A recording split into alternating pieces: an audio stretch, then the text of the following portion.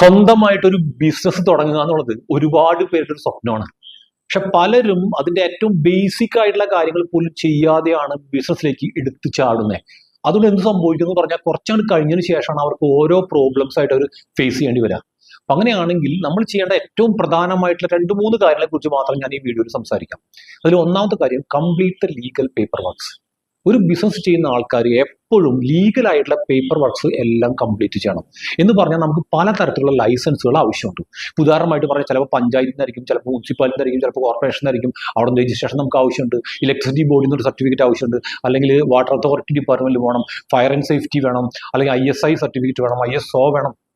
ഒരുപാട് ലീഗൽ ആയിട്ടുള്ള കാര്യങ്ങൾ, ചിലപ്പോൾ GST എടുക്കേണ്ടി വരും. ഈ പറഞ്ഞ എന്തൊക്കെയാണോ നമ്മുടെ നാട്ടിൽ ഇതുമായി ബന്ധപ്പെട്ട നിയമങ്ങളുള്ളത് അതനുസരിച്ചുള്ള എല്ലാ പേപ്പർ വർക്കുകളും നമ്മൾ കംപ്ലീറ്റ് ആക്കി വെക്കണം. അപ്പോൾ നമുക്ക് ടെൻഷൻ ഫ്രീ ആയിട്ട് ബിസിനസ് ചെയ്യാൻ വേണ്ടി പറ്റും. ഇതാണ് ഒന്നാമത്തെ കാര്യം. രണ്ടാമത്, ഐഡന്റിഫൈ യുവർ ഓഡിയൻസ്. നമ്മുടെ ഓഡിയൻസ് ആരാണ്, അല്ലെങ്കിൽ നമ്മുടെ പ്രോഡക്റ്റ് നമ്മൾ ആർക്കാണ് കൊടുക്കുന്നതെന്ന് നമുക്ക് കൃത്യമായിട്ട് ധാരണ ഉണ്ടാവണം. അത് എന്ത് റേറ്റാണ് നമ്മൾ കൊടുക്കുന്നതെന്നും അവരത് ആ റേറ്റിന് അവർ വാങ്ങിക്കും ഒക്കെ നമുക്ക് ക്ലാരിറ്റി ഉണ്ടാവണം. കാരണം പണ്ട് വെച്ചാൽ അത് ഒരുപാട് കാലം കൊണ്ടല്ല, നമ്മുടെ ഗവൺമെന്റ് തന്നെ ഒരുപാട് ഈ ഫിഷ് ടാങ്കുകൾ ഉണ്ടാക്കാൻ വേണ്ടിയിട്ട് ഒരുപാട് സബ്സിഡി കൊടുത്തിരുന്നു നമ്മുടെ നാട്ടിൽ. അങ്ങനെ ഒരുപാട് പേര് പറമ്പിൽ ഫിഷ് ടാങ്കുകൾ ഉണ്ടാക്കി, അവർ പറയുന്നത് പോലെ തന്നെ ചെയ്തു, ഒരുപാട് ഫിഷ് അവിടെ നിന്ന് ഉണ്ടാക്കി. പക്ഷെ എന്താ കുഴപ്പമുണ്ടായേ? ഇത് പിന്നെ വിൽക്കാനും പറ്റുന്നില്ല, അത് ആരും വാങ്ങിക്കുന്നില്ല.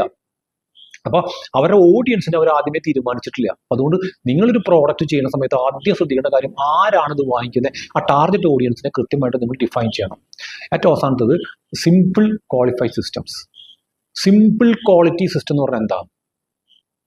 അതിന് ഏറ്റവും പ്രധാനപ്പെട്ട കേസ് വെച്ചാൽ നമ്മൾ സിസ്റ്റംസ് പതുക്കെ ബിസിനസ്സിൽ ഇംപ്ലിമെന്റ് ചെയ്യണം. ഇപ്പൊ നിങ്ങളൊരു റെസ്റ്റോറൻറ്റ് ചെയ്യാമെന്ന് വിചാരിച്ചോ, അപ്പോൾ അതിനകത്ത് ബിരിയാണി നിങ്ങൾ ഉണ്ടാക്കിക്കൊണ്ടിരിക്കുകയാണ്. അപ്പോൾ ആദ്യമായിട്ട് ബിരിയാണി ഉണ്ടാക്കിയപ്പോൾ അത് നന്നായില്ല, നിങ്ങൾ അതിന് ഫീഡ്ബാക്ക് എടുത്തപ്പോൾ അതിന് കുറച്ച് പ്രശ്നങ്ങൾ പറഞ്ഞു. അപ്പോൾ അതനുസരിച്ച് നിങ്ങൾ മാറ്റം വരുത്തി വീണ്ടും ഉണ്ടാക്കി, വീണ്ടും പ്രശ്നങ്ങൾ വന്നു. അങ്ങനെ കുറേ പ്രാവശ്യം ഉണ്ടാക്കി ഓരോ പ്രാവശ്യം ഫീഡ്ബാക്ക് എടുത്ത് ഇംപ്രൂവ് ചെയ്ത് അവസാനം കസ്റ്റമേഴ്സ് വാവ് എന്ന് പറയാവുന്ന ഒരു ലെവൽ എത്തിയെന്ന് വിചാരിച്ചോ. അങ്ങനെയാണെങ്കിൽ അവിടെ വെച്ചിട്ട് അത് ഫ്രീസ് ചെയ്യണം, അതൊരു സിസ്റ്റമാക്കി മാറ്റണം. അതിൽ ഉപയോഗിച്ചിട്ടുള്ള ആ ഒരു റെസിപ്പി ഉണ്ടല്ലോ, അത് കൃത്യമായിട്ട് അത് ഫ്രീസ് ചെയ്ത് വെക്കണം. ഇനി ഏത് ഷെഫ് വന്നാലും ഇതേ ലെവലിൽ മാത്രമേ, ഈ പറയുന്ന കണ്ടീഷനിൽ മാത്രമേ അത് ചെയ്യാൻ പാടുള്ളൂ പറയണം.